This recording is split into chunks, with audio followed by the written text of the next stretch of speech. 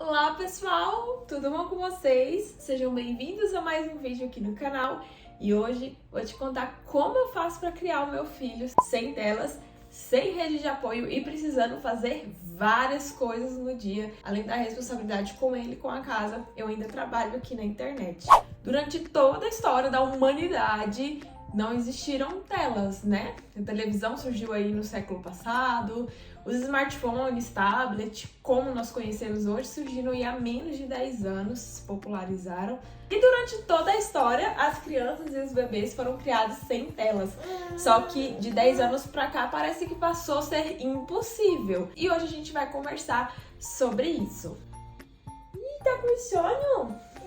Se você é novo por aqui, seja bem-vinda. Sou mãe do Romeu, de 1 ano e 2 meses. Estou grávida de 6 meses da Isadora, que chega agora em novembro. Eu sou formada em estética e cosmética e além desse conteúdo, eu também compartilho aqui muita coisa sobre maternidade. Então já se inscreve no canal para você não perder nada e vem comigo. Então vamos lá. Para contextualizar você que está chegando agora e não me conhece, eu e meu esposo somos do interior do estado de Goiás, em Porangatu. Nossa família tá toda lá. Nós dois moramos aqui na capital, em Goiânia. Então eu não tenho rede de apoio. Minha mãe, minha sogra, tias, primas, não tenho. Somos só eu e meu esposo mesmo. Meu esposo trabalha em horário comercial. Desde o começo da pandemia ele está em home office, então ele trabalha aqui em casa, só que lá no quarto e é trabalho. Ele não pode deixar de trabalhar para me ajudar. Ele precisa cumprir o horário, afinal ele está em casa, mas está trabalhando. Só posso contar com ele aos finais de semana e aí depois das 7 horas da noite, quando meu filho já tá dormindo. Eu trabalhava em salão, trabalhei por 8 anos. Durante a pandemia ficou 2 meses fechado, mas eu já tinha um canal no YouTube, já monetizava, já trabalhava com Instagram. Se você não me acompanha por lá, é @LarissaCostaBS. E então eu decidi de parar de vez de trabalhar no salão e me dedicar 100% à internet. Aqui em casa nós definimos os papéis, o que eu faria e o que o meu esposo faria. O que é o papel de quem? Ele ficou com toda a parte de despesas, é totalmente responsabilidade dele, o nosso aluguel, gastos com mercado, internet, água, energia. Quando eu deixei de trabalhar, a minha renda era bem menor, né? Aqui na internet eu tava começando ainda, então eu fiquei só por conta de cuidar da casa, fazer nossa comida, lavar as vasilhas, roupas.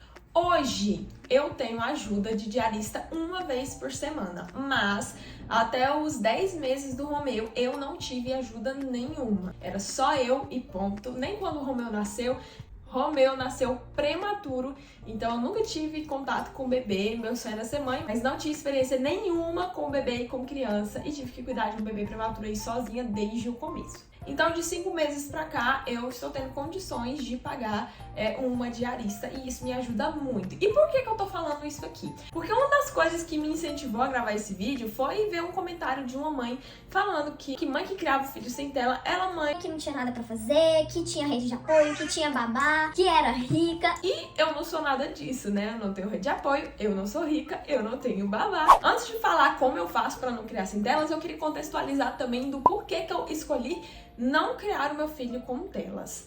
A recomendação dos pediatras é até 2 anos de idade não ter nenhum contato, 0, nem 1 minuto por dia. Depois dos 2 anos, 1 hora por dia, de 3 a 4, 2 horas por dia. Eu sei que o máximo é 3 horas por dia até os 15 anos. Eu sempre falo que eu não julgo quem usa tela na criação dos filhos. Eu só acho que essa pessoa realmente não conhece, não entende os malefícios que as telas causam no desenvolvimento da criança.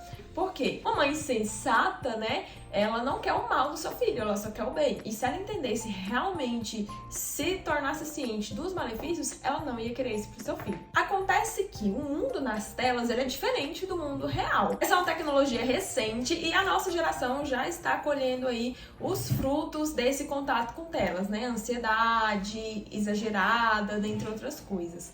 O mundo nas telas é muito fácil, ele tá pronto, ele tem uma interação a cada segundo pra você não fica ocioso o tempo nenhum, você não tem a sua criatividade estimulada porque já tá tudo pronto, o bebê, a criança já tá recebendo, tá tudo pronto, ele não precisa criar nada. E a vida não é assim, a criança fica passiva somente recebendo. E isso gera um descolamento da realidade, o que vai trazer muitos problemas para ela. Até os 6 anos, por exemplo, a criança precisa desenvolver a coordenação motora fina. Então, você vê crianças que sabem mexer em tudo no celular, mas não sabem amarrar um cadarço com 6 anos. Uma criança que não sabe se limpar sozinha. Uma criança que não faz o básico da vida real que é necessário sozinha. A gente acha que as crianças de hoje são muito mais evoluídas porque sabem mexer na internet, que é tudo muito intuitivo. Tem escrito começar, sair, fechar. Tudo muito intuitivo, qualquer pessoa consegue fazer isso. Mas elas não estão conseguindo desenvolver as coisas básicas, né, de coordenação motora fina, por exemplo, que elas deveriam saber nessa idade já. Isso agora que eu vou falar não é ideia minha, não fui eu que percebi. São vários pediatras que dizem que os diagnósticos de autismo aumentaram muito nos últimos anos. Porque algumas características do autismo são parecidas com algumas características de crianças viciadas e que estão muito expostas à tela. Por exemplo, atraso de fala, dificuldade de socialização, interesse por só um tipo de coisa. Enfim, eu não sou especialista no assunto, estou só comentando para se você tiver interesse e estudar depois, que vocês vão ver a relação direitinho. Depois do desenvolvimento, uma das coisas que eu acho pior é o contato com pornografia violenta. Há pouquíssimos anos atrás, o primeiro contato, né, se dava em média aos 8 anos de idade. Agora, pasmem, está a 5 anos de idade, em média.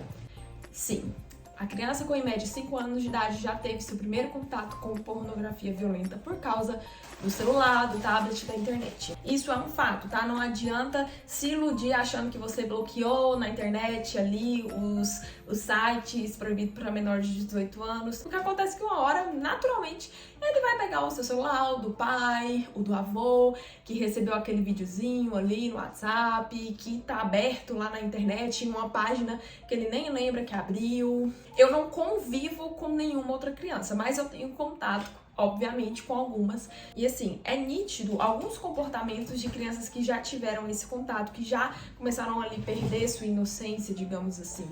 Acontece que muitos pais ou fingem que não sabem pra não ter que lidar com esse problema, ou de fato não sabem. Eu sofri um abuso na minha infância quando eu tinha 3 anos de idade. E isso mudou algumas coisas no meu comportamento. E pra mim, que tive esse contato extremamente precoce, eu sei hoje, né, depois de estudar um pouquinho ali de psicologia, eu entendo quais eram os meus comportamentos naquela época da minha infância que foram gerados por consequência disso. E por isso, além desses estudos, eu consigo ver que isso é real. Eu vejo esse contato claramente no comportamento de algumas crianças. Bem, agora vamos falar sobre como tirar a tela do seu filho se você já usa. Eu não sei, porque eu não tive essa experiência, mas eu recomendo que você compre o curso, né, o aulão Desligue a Tela, Desligue a TV, se não me engano, da Samia Marcilli. Eu vou ver se eu acho o link pra colocar aqui na descrição.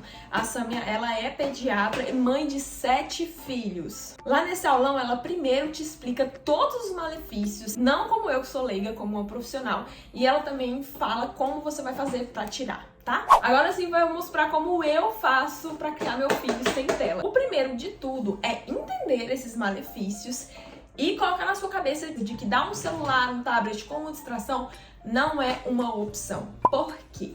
Se você coloca essa opção, eu preciso dar enquanto eu vou lavar o meu cabelo. Eu preciso dar enquanto eu faço o almoço. Se você considera dar, sempre vão surgir momentos, situações em que vai ser necessário o uso das telas. Outro ponto, lembra que lá no começo eu expliquei que durante séculos as mães não tinham esse recurso, então elas tinham que lidar com aquilo ali do jeito que tinham. Hoje nós temos essa opção, então se você achar que você tem essa opção, você sempre vai precisar. Antigamente, inclusive, as mães tinham muito menos tempo, né, gente? Não tinha máquina de lavar, as roupas eram todas lavadas na mão.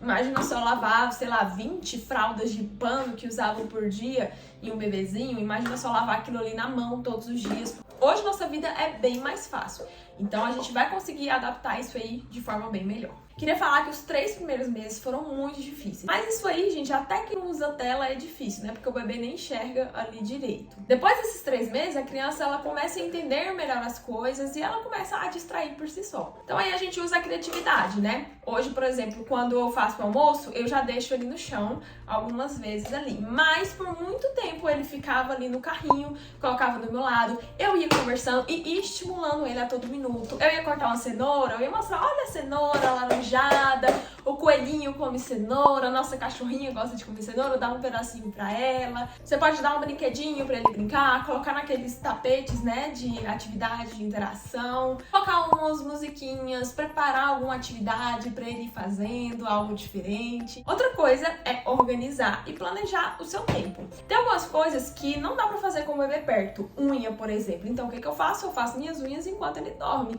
Eu não tenho ninguém pra deixar ele enquanto eu vou na manicure, enquanto ele tá dormindo durante a noite. Enfim, você vai planejar essas coisas que não dá pra fazer com o bebê na hora que ele estiver dormindo. Se o seu bebê for menorzinho, dá pra você passar um pano na casa enquanto ele tá com um carrinho. Final de semana eu tenho meu esposo. Mesmo assim, sou eu que troco fralda, que dou comida e tudo mais, que cuido dele. Mas essas coisas mais demoradas de fazer, eu posso fazer enquanto meu filho fica com ele. Por exemplo, agora que ele não mama mais no peito, ele não depende 100% de mim. Então, eu estou tirando minha carteira de habilitação e eu planejei, eu agendei minhas aulas pro horário de almoço do meu esposo, aos sábados. Ponto muito importante, o ócio, ele é necessário. Lembra que eu falei que as telas, elas viciam, porque é um estímulo ali a cada segundo. Quando a criança tá viciada mesmo, ela fica 1 minuto no vídeo e já passa para outro, porque aquele estímulo ali não é mais suficiente para ela. E ela vai passando, porque ela não pode ficar com a mente ocupada a hora nenhuma. Como eu disse, isso é diferente da realidade. Aqui a gente fica com o tempo ocioso, às vezes sem ter o que fazer, sem ter o que pensar. Quem é mãe não, né? Sempre a gente tem uma coisa pra fazer. O que eu tô querendo dizer é que você não precisa dar um estímulo a cada minuto pro seu bebê. Por exemplo, eu estou gravando vídeo enquanto o Romeu tá brincando aqui pelo chão. Então, às vezes, ele tá batendo uma coisa aqui, vai até aparecer uma vez ou outra em um barulhinho. Outras vezes, ele faz barulho e eu tenho que refalar toda a fala que eu falei. Às vezes, o bebê ficar sem fazer nada é necessário e é preciso. Vez ou outra, o Romeu chora também, não tem o que fazer se eu tô fazendo outra coisa. Ele, infelizmente, vai precisar ficar chorando. Claro que ele não vai ser 10, 20, 30 minutos chorando, né? Mas 1 minutinho ali, até ele aprender a se acalmar sozinho, né? Isso também é importante. Uma das perguntas que as pessoas se fazem muito é: como é que eu vou fazer? Porque assim, eu trabalho com o celular, o meu esposo trabalha no computador. Eu posso e ele não? Sim, gente, eu posso e ele não. Até porque meu esposo também bebe cerveja. Se meu filho ver ele bebendo cerveja, ele quiser, eu vou ter que dar? Não! Algumas coisas não são pra criança. Ele nunca vai me ver jogando joguinho, Free Fire, sei lá, aqui no meu celular. Eu não sou bitolada com isso. Eu entendo os malefícios, eu sei que na idade dele ele não deve ter contato. Mas, por exemplo, aqui no nosso elevador do prédio tem um monitor. E quando a gente entra, ele olha. Eu não viro o rosto dele pra olhar. A recepção da pediatra, né, onde a gente foi, tava passando Peppa Pig. Eu não viro o rosto dele, mas eu também não sento lá na primeira cadeira, né? A cada 10 dias, mais ou menos, eu faço uma videochamada com a minha irmã, com a minha mãe, e ele acaba vendo também, ele ri pro celular. Isso aí não tem nada, né? Até porque ele tá vendo a imagem ali da avó dele. Outra coisa também é os hábitos que você tem na sua casa. Aqui, por exemplo, nós não assistimos TV durante o dia. Final de semana, meu esposo é botafoguense, assiste o jogo do Botafogo, e aí o Romeu acaba 1 hora ou outra porque ele tá ali na sala dando uma olhadinha. Esses momentos em que ele fica ali alguns segundos olhando uma vez ou outra não são prejudiciais.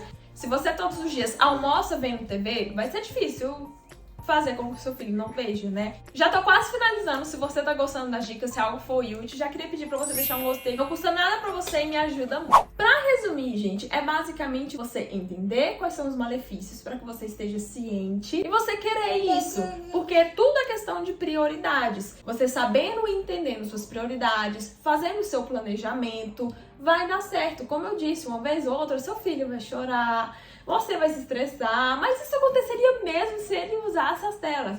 Entenda que você está fazendo o melhor para o seu filho. Eu espero que vocês tenham gostado do vídeo, que tenha dado para captar uma dica em outra. Um beijo e até a próxima!